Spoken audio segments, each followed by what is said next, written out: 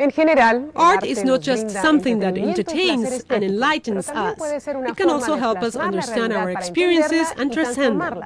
Nicoleta Smarelia explains. Bosnia. Over 4 years of fighting on one of the bloodiest battlefields in recent European history.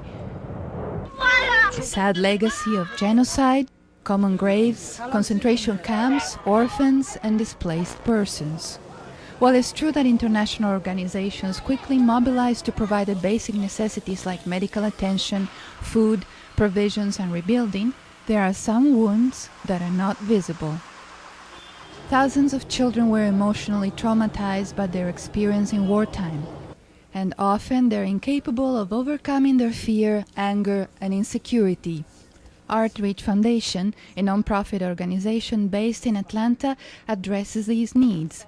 Founded by Susan Anderson, ArtReach brings color to where once there was darkness. The idea is to come into a region that would welcome us, and we would arrange a 14-day workshop. In that workshop, we would invite teachers who are working with the elementary educational areas to come to the workshops, and we would bring our professional therapists from the U.S. and other places in the world who would participate, but we would bring them to create an environment for the teachers to learn about how to use art not from a competitive standpoint, but in fact from a standpoint of communicating in a nonverbal way with their young students. Dr. Gansarain, an associate professor of psychiatry at Emory University, describes the role art can play in the healing of deep emotional wounds.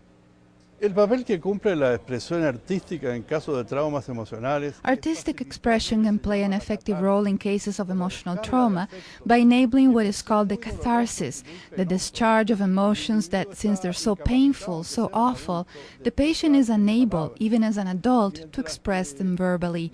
Drawings, the use of color, telling or writing stories and fantasies allows them to come to terms with feelings of pain, terror, the fear of dying and guilt. It is as if they had done something that deserved a terrible punishment, and that is the trauma. Perhaps the most encouraging part of this process is its forward-looking vision. This is an activity that we do called past, present, and future, where we have the paper folded.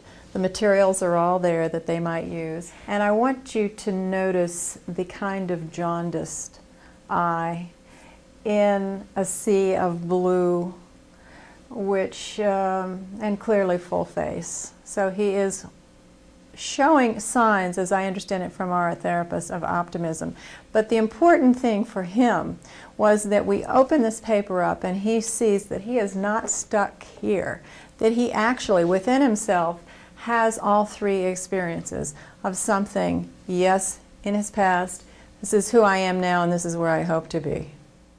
Nobody can change the whole world, but for each person reached, we can change one world. This initiative gives a voice to children that at one point had lost everything.